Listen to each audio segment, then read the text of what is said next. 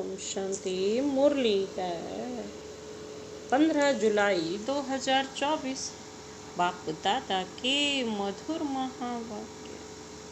मीठे बच्चे, देह अभिमान आसुरी करैक्टर, उसे बदल दैवी करैक्टर्स धारण करो तो रावण की जेल से छूट जाएंगे। देह अभिमान आसुरी करैक्टर है, उसे बदल दैवी करैक्टर्स धारण करो तो रावण की जेल से छूट जाएंगे। आज का प्रश्न है, हर एक आत्मा अपने पाप कर्मों की सजा कैसे भोगती है? उससे बचने का साधन क्या है? हर एक आत्मा अपने पाप कर्मों की सजा कैसे भोगती है? उससे बचने का साधन क्या है? बाबा ने उत्तर दिया, हर एक अपने पापों की सजा एक तो गर्भ जेल में भोगते हैं, दूसरा रावण की जेल में अनेक प्रकार के दुख उठाते हैं। बाबा आया है तुम बच्चों को इन जेलों से छुड़ाने। इनसे बचने के लिए बाबा कहते सिविलाइज्ड बनो। बाबा कहते हर एक अपने पापों की सजा एक तो गर्भ जेल में भोगता है, दूसरा रावण की जेल में। बाबा आया है ना तुम बच्चों को क्या करने? इन जेलों से छुड़ाने के लिए। इसीलिए बाबा कहते हैं सिविलाइज्ड बनो। अच्छा, ओम शांति। ड्रामा के प्लान अनुसार बाप बैठ समझाते हैं। बाप ही आकर रावण की जेल से छुड़ाते हैं, क्योंकि सब क्या बन गए हैं? क्रिमिनल, पापात्माएं हैं। सारी दुनिया के मनुष्य मात्र क्रिमिनल होने के कारण रावण की जेल में हैं। फिर जब शरीर छोड़ते हैं तो भी गर्भ जेल में जाते हैं। बाप आकर दोनों जेलों से छुड़ाते हैं, दोनों जेल से छुड़ाते हैं बाप। फिर तुम आधा कल्प रावण की जेल में भी नहीं और गर्भ जेल में भी नहीं जाएंगे। अब कहते हैं आधा कल्प भी जेल में नहीं होंगे और गर्भ जेल में भी नहीं जाएंगे। तुम जानते हो बाप धीरे धीरे पुरुषार्थ अनुसार हमें रावण की जेल से और गर्भ जेल से छुड़ाते रहते हैं। बाप बताते हैं तुम सब क्रिमिनल हो रावण राज्य में। फिर राम राज्य में बाबा कहते सब क्या बन जाते हैं? सिविलाइज्ड होते हैं। कोई भी भूत की प्रवेशता नहीं होती है। देह का अहंकार आने से ही बाबा कहते हैं क्या होता है? भूतों की प्रवेशता होती है। अब तुम बच्चों को पुरुषार्थ कर देही अभिमानी बनना है। जब ऐसे लक्ष्मी नारायण बन जाएंगे तब ही देवता कहलाएंगे। बाबा कहते अभी तो तुम ब्राह्मण कहलाते हो। रावण की जेल से छुड़ाने लिए बाप आकर पढ़ाते भी हैं और जो सब के कैरेक्टर्स बिगड़े हुए हैं वह सुधारते भी हैं। आधा कल्प से कैरेक्टर्स बिगड़ते बिगड़ते बाबा कहते बहुत बिगड़ गए हैं। इस समय है तमो प्रधान कैरेक्टर्स। दैवी और आसुरी कैरेक्टर्स में बरोबर रात दिन का फर्क है। बाप समझाते हैं अब पुरुषार्थ कर अपना दैवी कैरेक्टर्स बनाना है, तब ही आसुरी कैरेक्टर से छूटते जाएंगे। आसुरी करेक्टर्स में बाबा कहते देह अभिमान है नंबर 1। देही अभिमानी के करेक्टर्स कभी बिगड़ते नहीं हैं। सारा मदार करेक्टर्स पर है। देवताओं का करेक्टर कैसे बिगड़ता है? बाबा कहते जब वह वाम मार्ग में जाते हैं अर्थात विकारी बनते हैं तब करेक्टर्स बिगड़ते हैं। जगन्नाथ के मंदिर में ऐसे चित्र दिखाए हैं वाम मार्ग के अर्थात विकारी बनने के। यह तो बहुत वर्षों का पुराना मंदिर है। ड्रेस आदि देवताओं की ही है। दिखाते हैं देवता वाम मार्ग में कैसे जाते हैं। पहले पहले क्रिमिनलिटी है ही यह क्या काम चिता पर चढ़ते हैं। फिर बाबा कहते रंग बदलते बदलते बिल्कुल काले हो जाते हैं। पहले पहले गोल्डन एज में है संपूर्ण गोरे, फिर 2 कला कम हो जाती। त्रेता को स्वर्ग नहीं कहेंगे, वह है सेमी स्वर्ग।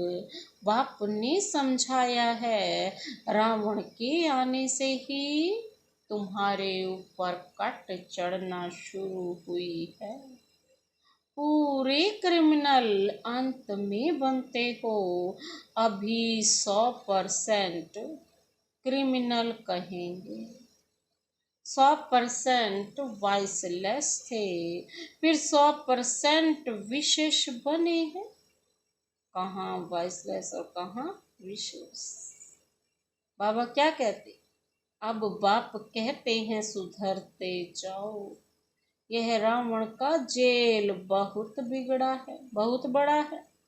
सबको क्रिमिनल ही कहेंगे क्योंकि रावण के राज्य में है ना राम राज्य और रावण राज्य का तो बाबा कहते उनको पता ही नहीं है।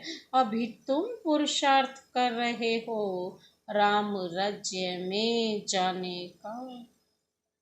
बाबा कहते संपूर्ण तो कोई बना नहीं है। कोई फर्स्ट, कोई सेकंड, कोई थर्ड में है। अब बाप पढ़ाते हैं दैवी गुण धारण कराते हैं। देह अभिमान तो सब में है। जितना जितना तुम सर्विस में लगे रहेंगे उतना देह अभिमान कम होता जाएगा। बाबा कहते सर्विस करने से ही देह अभिमान कम होगा। देही अभिमानी बड़ी बड़ी सर्विस करेंगे। बाबा देही अभिमानी है तो कितनी अच्छी सर्विस करते हैं। सभी को क्रिमिनल रावण के जेल से छुड़ाए सदगति प्राप्त करा देते हैं। वहाँ फिर दोनों जेल नहीं होगी। सतयुग में 2 जेल नहीं होगी, यहाँ डबल जेल है। सतयुग में ना कोई कोर्ट, ना पाप आत्माएं हैं, ना तो रावण की जेल है। रावण की है बेहद की जेल। सभी 5 विकारों की रस्सियों में बंधे हुए हैं। अपरम अपार दुख है। दिन प्रतिदिन दुख वृद्धि को पाता रहता है। सतयुग को कहा जाता है गोल्डन एज, त्रेता को सिल्वर एज। सतयुग वाला सुख त्रेता में नहीं हो सकता क्योंकि आत्मा की 2 कला कम हो जाती है। जो सतयुग में है सुख वो त्रेता में नहीं है। आत्मा की कला कम होने से शरीर भी ऐसे हो जाते हैं। तो यह समझना चाहिए कि बरोबर हम रावण के राज्य में देह अभिमानी बन पड़े। अब बाप आया है रावण की जेल से छुड़ाने के लिए। जेल से छुड़ाने के लिए। आधा कल्प का देह अभिमान निकलने से देरी तो लगती है, बहुत मेहनत करनी पड़ती है। जल्दी में जो शरीर छोड़ गए वह फिर भी बड़े होकर आए, कुछ ज्ञान उठा सकते हैं। जितना देरी होती जाती है तो फिर पुरुषार्थ तो कर ना सके। बाबा कहते कोई मरे फिर आकर पुरुषार्थ करे तो तब कुछ कर भी सके। पुरुषार्थ करे सो तो वे जब ऑर्गन्स बड़े हों तभी पुरुषार्थ कर सकते हैं ना, समझदार हो तब कुछ कर सकते हैं, तब कुछ भी कर सके। देरी से जाने वाले तो कुछ सीख नहीं सकेंगे। जितना सीखे उतना सीखे, इसलिए मरने से पहले पुरुषार्थ करना चाहिए। जितना हो सके इस तरफ आने की कोशिश जरूर करेंगे। इस हालात में बाबा कहते बहुत आएंगे, झाड़ वृद्धि को पाएगा। समझानी तो बहुत सहज है। बॉम्बे में बाप का परिचय देने के लिए चांस बहुत अच्छा है। यह है हम सब का बाप है। बाप से वर्षा तो जरूर स्वर्ग का ही चाहिए। कितना सहज है। दिल अंदर गदगद होना चाहिए। यह हमको पढ़ाने वाला है। यह हमारी एम ऑब्जेक्ट है। हम पहले सदगति में थे, फिर दुर्गति में आए हैं, अब फिर दुर्गति से सदगति में जाना है। शिव बाबा कहते हैं माँ में कम याद करो तो तुम्हारे जन्म जन्मांतर के पाप कट जाएंगे। तुम बच्चे जानते हो जब द्वापर में रावण राज्य होता है तो 5 विकार रूपी रावण सर्वव्यापी हो जाता है। जहाँ विकार सर्वव्यापी हैं वहाँ बाप सर्वव्यापी कैसे हो सकता है? वहाँ तो बाप हो ही नहीं सकता ना, बाप तो एक ही है ना। वहाँ बाप सर्वव्यापी कैसे हो सकता है? सभी मनुष्य पाप आत्माएं हैं ना। बाप सम्मुख है तब तो ऐसे कहते हैं कि मैंने कहा ही नहीं है। उल्टा समझ गए हैं, उल्टा समझते विकारों में गिरते गिरते गालियां देते देते भारत का यह हाल हुआ है। क्रिश्चियन लोग भी जानते हैं कि 5000 वर्ष पहले भारत स्वर्ग था। सभी सतो प्रधान थे, भारतवासी तो लाखों वर्ष कह देते, क्योंकि तमो प्रधान बुद्धि बन पड़े हैं।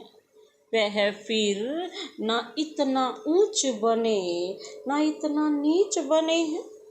वह तो समझते हैं बरोबर स्वर्ग था। बाप कहते हैं यह ठीक कहते हैं। 5000 वर्ष पहले भी मैं तुम बच्चों को रावण की जेल से छुड़ाने आया था, अब फिर छुड़ाने आया हूँ। आधा कल्प है राम राज्य, आधा कल्प है रावण राज्य। बच्चों को चांस मिलता है तो समझाना चाहिए। बाबा भी तुम बच्चों को समझाते, बच्चे ऐसे ऐसे समझाओ, इतने अपरम अपार दुख क्यों हुए हैं?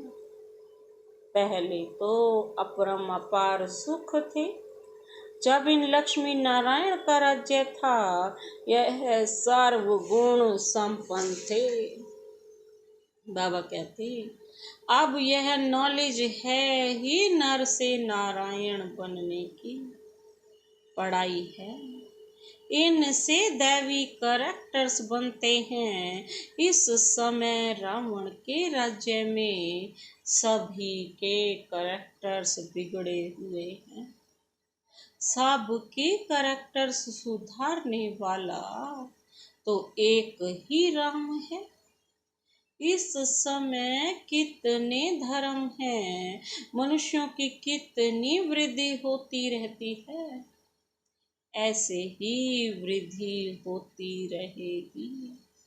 तो फिर खाना भी कहाँ से मिलेगा?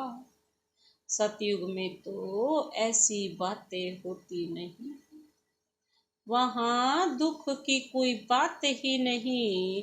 वह कलयुग है दुख दाम, सब विकारी है। वह है दुख धाम सुख धाम, यहाँ तो सब कुछ दुख है ना, कलयुग में तो दुख ही दुख है, सारा कुछ विकारी है। वह है सुख धाम, सभी संपूर्ण निर्विकारी हैं। घड़ी घड़ी उनको यह बतलाना चाहिए तो कुछ समझ जाए। बाप कहते हैं, मैं कौन हूँ? पतित पावन। मुझे याद करने से तुम्हारे जन्म जन्मांतर के पाप कट जाएंगे। अब बाप कैसे कहेंगे? जरूर शरीर धारण कर बोलेंगे ना। पतित पावन सर्व का सदगति दाता एक बाप है। जरूर वह किसी रथ में आया होगा। बाप कहते हैं, मैं इस रथ में आता हूँ जो अपने जन्मों को नहीं जानते। बाप समझाते हैं, यह 84 जन्मों का खेल है। जो पहले पहले आए होंगे, बाबा कहते वही आएंगे। उनके ही बहुत जन्म होंगे, फिर कर्म होते, फिर थोड़े जन्म होंगे, फिर कम होते जाएंगे। सबसे पहले देवताएं आए। बाबा बच्चों को भाषण करना सिखलाते हैं। बाबा ही तो समझाते हैं ना कैसे कैसे बोलना है, ऐसे ऐसे समझाना चाहिए, अच्छी रीति में याद रहेंगे। देह अभिमान नहीं होगा तो बाबा कहते भाषण अच्छा करेंगे।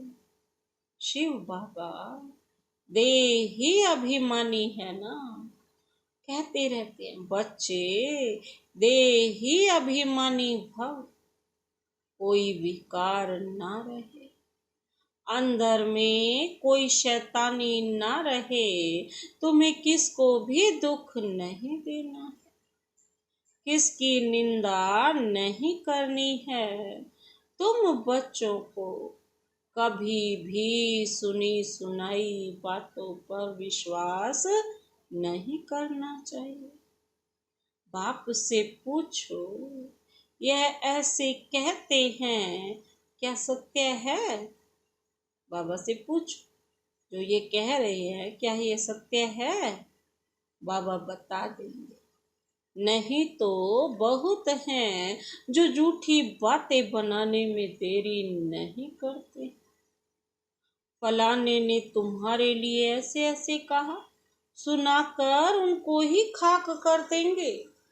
बाबा जानते हैं ऐसे बहुत होता है, उल्टी सुल्टी बातें सुनाकर दिल को खराब कर देते हैं। इसलिए कभी भी झूठी बातें सुनकर अंदर में जलना नहीं चाहिए। पूछो, फलाने ने मेरे लिए ऐसे कहा है। अंदर सफाई होनी चाहिए। कई बच्चे सुनी सुनाई बातों पर भी आपस में दुश्मनी रख देते हैं। बाप मिला है तो बाप से पूछना चाहिए ना। ब्रह्मा बाप पर भी बहुतों को विश्वास नहीं होता। शिव बाबा को भी भूल जाते हैं। बाप तो आए हैं सबको ऊंच बनाने, प्यार से उठाते रहते हैं। ईश्वरीय मत लेनी चाहिए, निश्चय ही नहीं होगा। तो पूछेंगे ही नहीं, तो रेस्पॉन्ड भी नहीं मिलेगा। बाप जो समझाते हैं उसको धारण करना चाहिए। तुम बच्चे श्रीमत पर विश्व में शांति स्थापन करने के निमित्त बने हैं। एक बाप के सिवाय और कोई की मत ऊंचते ऊंच हो नहीं सकती। ऊंचते ऊंच मत है ही भगवान की, जिससे मर्तबा भी कितना ऊंचा मिलता है। बाप कहते हैं अपना कल्याण कर ऊंच पद पाओ, महारथी बनो, पढ़ेंगे ही नहीं तो क्या पद पाएंगे। यह है कल्प कल्पांतर की बात। सतयुग में दास दासियां भी नंबरवार होते हैं। बाप तो आए हैं ऊंच बनाने, परंतु पढ़ते ही नहीं हैं तो क्या पद पाएंगे। प्रजा में भी तो बाबा कहते हैं ऊंच नीच पद होते हैं ना। यह है बुद्धि से समझना है। मनुष्यों को पता नहीं पड़ता है कि हम कहाँ जाते हैं, ऊपर जाते हैं या नीचे उतरते जाते हैं। बाप आकर तुम बच्चों को समझाते हैं, कहाँ तुम गोल्डन सिल्वर एज में थे, कहाँ आयरन एज में आए हो। इस समय तो मनुष्य मनुष्य को खा लेते हैं। अब यह सभी बातें जब समझें तब कहें कि ज्ञान किसको कहा जाता है। कई बच्चे एक कान से सुनकर दूसरे कान से निकाल देते हैं। अच्छे अच्छे सेंटर्स के अच्छे अच्छे बच्चों की क्रिमिनल आई रहती है। फायदा नुकसान इज्जत की परवाह थोड़े ही रखते हैं। नहीं तो उनकी क्रिमिनल आई ना हो जो ये सब चीजें सोच ले। मूल बात है ही पवित्रता की। इस पर भी कितने झगड़े होते हैं। बाप कहते हैं यह है काम महाशत्रु है, इन पर जीत पहनो। बाबा कहते हैं इन पर जीत पहनो, तब ही जगत जीत बनेंगे। देवताएं संपूर्ण निर्विकारी है ना, आगे चल समझ ही जाएंगे, स्थापना हो ही जाएगी।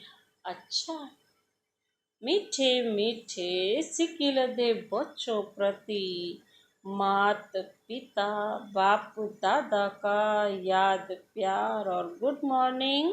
रूहानी बाप की रूहानी बच्चों को नमस्ते। हम रूहानी बच्चों की रूहानी बाप दादा को नमस्ते नमस्ते नमस्ते। Good morning. शुक्रिया बाबा, शुक्रिया। धारणा के लिए मुख्य सार है। पहला पॉइंट है कभी भी सुनी सुनाई बातों पर विश्वास करके अपनी स्थिति खराब नहीं करनी। बाबा कहते अंदर में सफाई रखनी है, झूठी बातें सुनकर अंदर में जलना नहीं है, ईश्वरीय मत ले लेनी है। बाबा कहते हैं कभी भी सुनी सुनाई बातों पर विश्वास नहीं करना, अंदर में हमेशा सफाई रखनी है, झूठी बातें सुनकर जलना नहीं है, हर बार ईश्वर की मत लेनी। दूसरा पॉइंट है देही अभिमानी बनने का पूरा पुरुषार्थ करना है, किसी की भी निंदा नहीं करनी। फायदा नुकसान और इज्जत को ध्यान में रखते हुए क्रिमिनल आई को खत्म करना है। बाप जो सुनाते हैं उसे एक कान से सुनकर दूसरे से निकालना नहीं। बाबा क्या कहते हैं? बाबा कहते हैं देही अभिमानी बनने का पुरुषार्थ है, किसी की निंदा नहीं करनी, फायदा नुकसान इज्जत को ध्यान में रखते हुए क्रिमिनल आई को क्या करना है? खत्म करना है। बाप जो सुनाते हैं ना उसे एक कान से सुनकर दूसरे कान से निकालना नहीं है, अर्थात अपने अंदर धारण करना है। आज का वरदान, वरदानी हाथ सदा शिव बाबा का अपने सिर पर अनुभव करते हुए यह वरदान अपने में समाते हैं। बाबा क्या कहते, वरदान क्या देते हैं? त्रिकालदर्शी की सीट पर सेट हो जाओ। त्रिकालदर्शी की सीट पर सेट हो, हर कर्म करने वाले शक्तिशाली आत्मा भव। त्रिकालदर्शी की सीट पर सेट हो, हर कर्म करने वाले शक्तिशाली आत्मा भव। विस्तार है। जो बच्चे त्रिकालदर्शी की सीट पर सेट होकर हर समय हर कर्म करते हैं, वो जानते हैं कि बातें तो अनेक आनी होनी है, चाहे स्वयं द्वारा, चाहे औरों द्वारा, चाहे माया व प्रकृति द्वारा, सब प्रकार से परिस्थितियां तो आएंगी, आनी ही हैं। लेकिन स्वास्थिति, और कहते इतनी शक्तिशाली, इतनी पावरफुल बना लो तो परिस्थिति उसके आगे कुछ भी नहीं। सिर्फ हर कर्म करने के पहले उसके आदि मध्य अंत का तीनों काल चेक करके समझ करके फिर कुछ भी करो तो शक्तिशाली बन परिस्थितियों को पार कर लेंगे। आज का स्लोगन, सर्वशक्ति व ज्ञान संपन्न बनना ही संगम युग की प्रारब्ध है। सर्वशक्तिवान व ज्ञान संपन्न बनना ही संगम युग की प्रारब्ध है। अच्छा, ओम शांति।